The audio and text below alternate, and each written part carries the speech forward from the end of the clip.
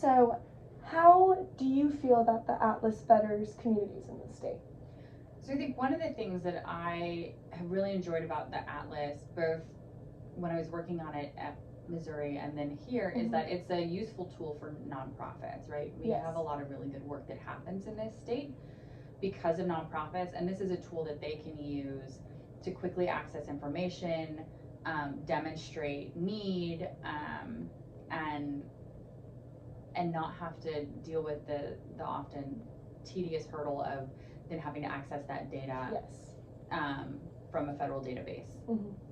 While it is accessible, it's also sometimes inaccessible. Okay. Just because it requires a certain level of knowledge of the system in order to get the things that you need quickly. And so for me, that's been one of the real benefits, is that this is a quick, easy access tool. We update it fairly regularly, and so nonprofits have access to that. And the other thing is that they don't have to struggle through a bunch of data of all the counties. They can go straight to their county page and everything is summarized for them. Okay. And then, so you said you update it frequently. There is the 2017 and the 2021. Do you guys, is it like an every 4-year thing, or you put out like a big one? We would like to do it every 3 years. 3 years, okay. It took every 4 years because we had a transition in terms of the center as a whole. Okay. And so that sort of delayed publication of the Atlas for this last year. It was supposed to be a 2020. Okay. So the goal would be to do it every 3 years. Okay. More than that, and you don't get any sort of significant changes in some of the data the way it gets put out by the ACS. Definitely. And then my last question for you is, when working on this project, what did you find the most interesting? Like, was there anything that really stood out where you're like, wow, I like never would have known that?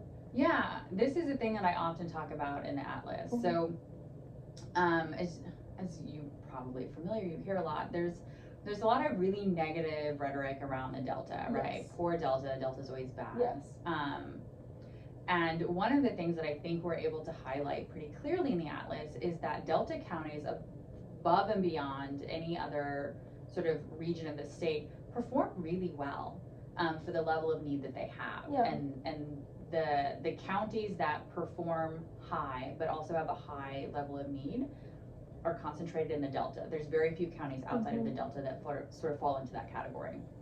And so I think it's a really good way to challenge that narrative and also highlight the good work that, again, lots of local nonprofits, lots of municipal leaders and local leadership are doing to really target programming and funds toward citizens that need help the most. Definitely. Well, thank you. You're welcome.